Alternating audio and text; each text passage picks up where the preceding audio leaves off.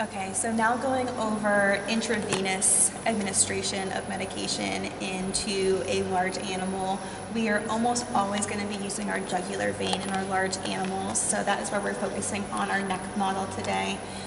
So again, this is our pretend clipped area of our model, and our jugular vein is this tube here that you can actually palpate pretty well. So as I've said before, we're pretending that these models are live patients. So I'm going to show you how I would want you to correctly do this. So you're going to initially hold off your jugular vein with your non-dominant hand. So I'm going to first show you how to do this as a right-handed person. And so in a live patient, when you hold off your jugular vein is going to start to distend, and it's going to be easier for you to see. In our models, that's clearly not going to happen, so you have to palpate your jugular vein and feel where it's at. You're going to note that our clipped area is towards the cranial aspect of our patient, and that's because, especially in horses, but even cattle, you want to be doing your injections in the cranial third of their neck in order to prevent yourself from accidentally injecting into the carotid artery and not the jugular vein. And if you look into your PowerPoint, there's a couple of really good images that show you why that's so important to be in your cranial third of your animal's neck. So again, we're holding off first, and I'm going to show you how to do this in a needle mounted technique first. So we've got our needle mounted onto our syringe. I'm going to palpate where my jugular vein is, and I'm going to make sure that the bevel of my needle, so you can see a little angle there, the bevel is facing me, and I want to make sure that where I'm going to press into the skin is roughly in the middle of my jugular vein, and also that I'm going to be coursing in the right direction. So I palpated my jugular vein. I know that my needle needs to go in here, but if I went like that, I'm not going to actually get into my vein because my vein is not coursing this way, it's coursing this way.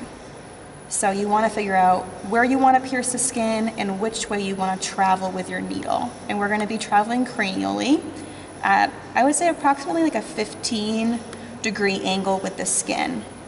So I'm going to press into the skin, and I'm going to press in through the jugular vein wall. You see myself just popped right in there. And I want you to go until the hub of your needle is against the skin. Same thing as I said with the intramuscular injections. If you leave your needle partially out, that's a great way to bend your needle, and we really don't want to do that in our animals. So all the way to the hub, and you're going to aspirate, and this time you want to see blood. You want to make sure that you're in your vein. So I'm aspirating, and you can't see it very well because it's a very light pink fake blood, but the fact that I'm getting more fluid in my syringe tells me I am in my vessel. So I've confirmed that I'm in my vessel.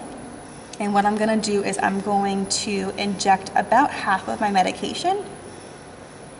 I'm going to pause, and I'm going to aspirate again, because in a live patient, your animal is moving, and it's very easy to pop out of your jugular vein. So re-aspirate. I'm still in my vessel. I'm going to give all my medication all the way.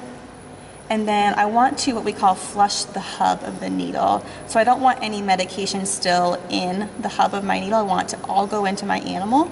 So I'm just going to do one last aspiration, push that back into my animal, and then I'm going to pull my needle out smoothly, and I'm going to hold off with my thumb. So we do this so that we don't get a hematoma in our animals. We don't have to hold off nearly as long in large animals as you do in small animal. So just a little pressure here with my thumb is enough. And then I'm going to go ahead and triangle technique, recap my needle. So that was as a right hand dominant person and doing needle mounted technique.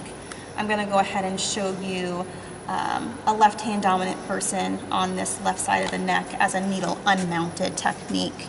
And I actually prefer you all to practice this in your live animals because you will be able to clearly see if you are in your jugular vein or in your carotid artery. So holding off my jugular vein now with my non-dominant hand, which is my right hand. And I'm going to palpate my jugular vein.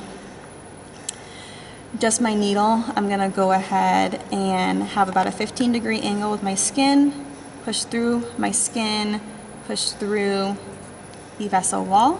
It's a little tough, there we go. And I can already see that I'm in my vessel.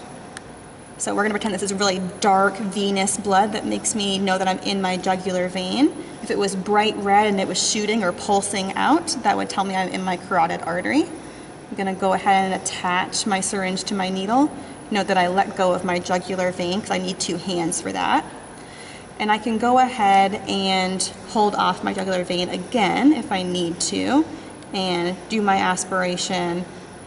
Again, if I had, we're gonna pretend that I had a full syringe like last time. Aspirate, give about half my medication, aspirate again, give all my medication, and then one last aspiration to flush the hub of my needle. And then I'm gonna go ahead and pull my syringe out, and then using my triangle technique, recapping. So last thing I want to show you is what's going to commonly happen to you is that you don't get a flash the way that you're supposed to. So sometimes it's your technique, sometimes it can be a fault with the model, but especially during OSCE time, you all are going to be stressed that you don't get a flash, and I want to show you how you're going to correctly handle that. So I'm going to go ahead and swap back to a right hand dominant person with my needle mounted. I'm going to go ahead and hold off my vessel, palpate where my vein is, and then bevel towards me, 15-degree, in through the skin. I'm going to change my angle a little bit so I know that I'm not going to get a flash.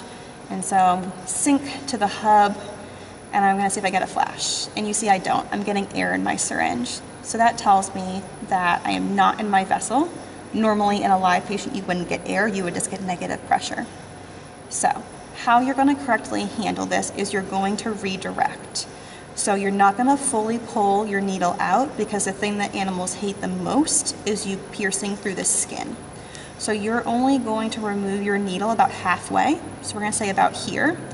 And then if you need to, you can reach up and palpate where your vein is.